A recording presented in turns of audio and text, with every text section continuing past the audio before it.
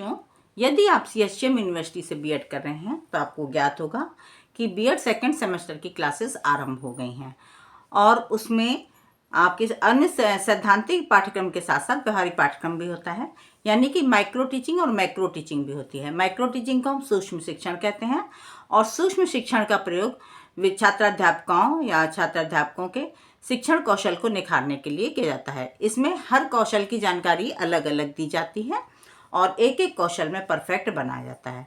तो सबसे पहले मैं आपको पाठ प्रस्तावना कौशल के बारे में बताऊंगी और पाठ प्रस्तावना कौशल की पाठ प्रस्तावना कौशल की जो पाठ योजना आप बनाएंगे उससे पहले मैं आपको उसकी निरीक्षण सूची और रेटिंग स्केल के बारे में बता रही हूँ। तो देखिए ये निरीक्षण सूची और रेटिंग स्केल है और इसमें जो कंपोनेंट्स हैं इसी के आधार पर आपकी पाठ्य योजना का मूल्यांकन किया जाता है और पाठ्य योजना बनाई जाती है। तो जैसे आपने दिनांक डाला, छात्र अध्यापक का नाम, विषय, उपविषय, आपको मुद्रित भी मिल सकती है ये कॉपी। तो विषय में आप हिंदी गद्य लिखेंगे, उपविषय में साप से मुक्ति और कक्षा, कालांश, अवधि, पाठ। तो बाकी जो क्लास आपने सिलेक्ट की हो वो क्लास आपको डाल देनी है। अब क्रम संख्या जो कौशल के घटक हैं और ये जो रेटिंग स्केल मिनट के अनुसार बनाया गया है तो 6 मिनट की पाठ्य योजना है और आपको पता है कि माइक्रो टीचिंग में पाठ्य योजना जो बनाई जाती है 5 से 10 मिनट की होती है। इसमें विषय वस्तु प्रमुख नहीं होती है, इसमें जो है शिक्षण कौशल प्रमुख होता है। तो और पाठ प्रस्तावना कौशल में वैसे तो इसमें 5 प्रश्न बनाए गए हैं, आप 8 से 10 प्रश्न भी बना सकते हैं। तो कोशिश कीजिए कि ज़्यादा से ज़्यादा प्रश्न बनाएं। इसका फ़ायदा ये मिलेगा कि आप जब माइक्रो टीचिंग में प्लान बनाएंगे तो आपके प्रश्न बड़े आराम से बन जाएंगे, आपको दिक्कत नहीं होगी। तो अब ये देखिए कि जो पाठ प्रस्तावना कौशल है उसका प्रयोग इसलिए भी किया जाता है, मैं बता दे रही हूँ, कि बच्चों के पूर्व ज्ञान को नवीन ज्ञान से जोड़ने के लिए। साथ में इसका दूसरा फायदा ये है कि आपको बच्चे की नॉलेज का स्तर पता लग जाता है कि उसको कितना आता है। और दूसरी बात यह है कि अगर ये कक्षा 8 की पाठ्य योजना आप बना रहे हो तो आप ये मान कर चलते हो कि बच्चे को कक्षा 7 तक की जानकारी होगी। तो जैसे पहला घटक है कथनों एवं प्रश्नों का विद्यार्थियों के पूर्व ज्ञान से संबंध। तो जो प्रश्न आप बनाएंगे वो प्रश्न विद्यार्थियों के पूर्व ज्ञान से संबंधित हैं, किस मिनट में है ये आपको टिक लगाना है। फिर कथनों एवं प्रश्नों का मूल पाठ से संबंध, तो जिन प्रश्नों का बच्चे के नवीन ज्ञान से संबंध होता है उसमें आप उस मिनट में लगाएंगे। तो ये जो मूल पाठ से संबंध होता है हमारे 5वें से 6वें अंतिम मिनट में ही होता है। पूर्व ज्ञान से संबंध प्रारंभ से लेकर के 4 प्रश्नों तक हो सकता है।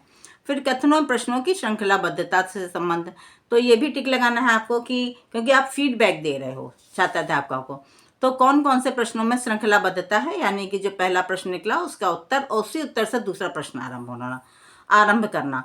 तो ये आपकी जो है श्रृंखलाबद्धता है। फिर उचित एवं समुचित अवधि, जो पाठ्य योजना आपने 6 मिनट की बनाई है उतने ही समय में समाप्त हो, ये नहीं कि 2 मिनट में ही समाप्त हो गई। फिर विद्यार्थियों का ध्यान आकर्षण एवं रुचि, छात्र अध्यापक विद्यार्थियों का ध्यान आकर्षित करने में सफल रही अथवा नहीं रही, ये भी आपको जो है देना होता है फीडबैक। तो किस मिनट में कर पाई ज़्यादा, उसमें आप टिक लगा सकते हो। प्रस्तावना का प्रभावपूर्ण प्रस्तुतिकरण, तो जो प्रस्तावना का प्रभावपूर्ण प्रश्न जब उसने किया तो कौन सा प्रश्न ज़्यादा अच्छे ढंग से पूछा, आप उसमें टिक लगा सकते हो। पूरे पूछें तो आप सभी में टिक लगा सकते हो। फिर सुझाव एवं समालोचना, इसमें जो सुपरवाइज़र होता है या पीयर ग्रुप होते हैं, साथी लोग होते हैं, वो फीडबैक देते हैं। जैसे मैंने इसमें दिया कि प्रस्तुतिकरण कम प्रभावपूर्ण था और प्रश्नों का मूल पाठ से संबंध स्थापित किया है। अब हस्ताक्षर पर्यवेक्षक का नाम, अब ये देखिए ये पाठ्य योजना है पाठ प्रस्तावना कौशल की। तो जब आप बोर्ड पर लिखोगे तो आप लेफ्ट साइड में लेफ्ट कॉर्नर पर दिनांक डालोगे, विषय हिंदी गद्य, उपविषय में आप शीर्षक नहीं डालोगे, उपविषय लिखकर छोड़ दोगे। फिर कक्षा, कालांश, अवधि, पाठ ऑब्लिक पुनर्पाठ। अब आप आरंभिक कथन जो आपका कॉपी में बिल्कुल ऐसे ही लिखा जाएगा, लेकिन आप बोलोगे क्या, यहाँ से बोलोगे आज मैं पाठ प्रस्तावना कौशल का अभ्यास करूँगी। फिर इतना बोलने के बाद अब देखिए जो प्रश्न लिखे हैं तो कहाँ से, जैसे आपने पहला प्रश्न किया सोने की चिड़िया किस देश को कहा जाता था, ये बच्चे के पूर्व ज्ञान से संबंधित प्रश्न है। तो भारतवर्ष, भारत में किन किन धर्मों के लोग निवास करते हैं, हिंदू, मुस्लिम, सिख, ईसाई। हिंदू धर्म के लोग किन किन देवी देवताओं की पूजा करते हैं, श्री राम, कृष्ण, शंकर, दुर्गा आदि। यानी कि देखिए आप जो भारतवर्ष था उसी से अगला प्रश्न आरंभ हुआ, फिर उसमें जो उत्तर आया उससे दूसरा प्रश्न आरंभ हुआ। तो ये श्रृंखलाबद्धता कहलाती है। फिर अब आया जो इसमें कि श्री राम का नाम है, तो श्री राम को कितने वर्ष का वनवास मिला था, 14 वर्ष का।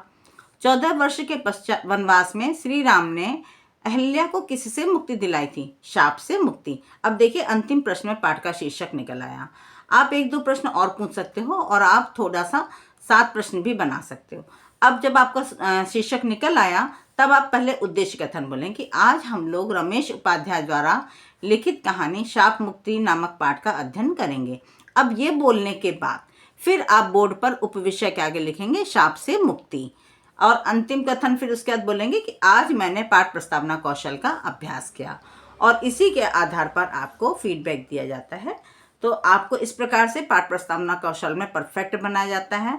और इसमें ये जानकारी यदि आपको महत्वपूर्ण लगी हो तो आप कमेंट बॉक्स में कमेंट करके अवश्य बताएं। साथ ही मेरे चैनल को लाइक और सब्सक्राइब भी अवश्य कर दें ताकि आगे भी आपको ऐसी महत्वपूर्ण जानकारी प्राप्त होती रहे।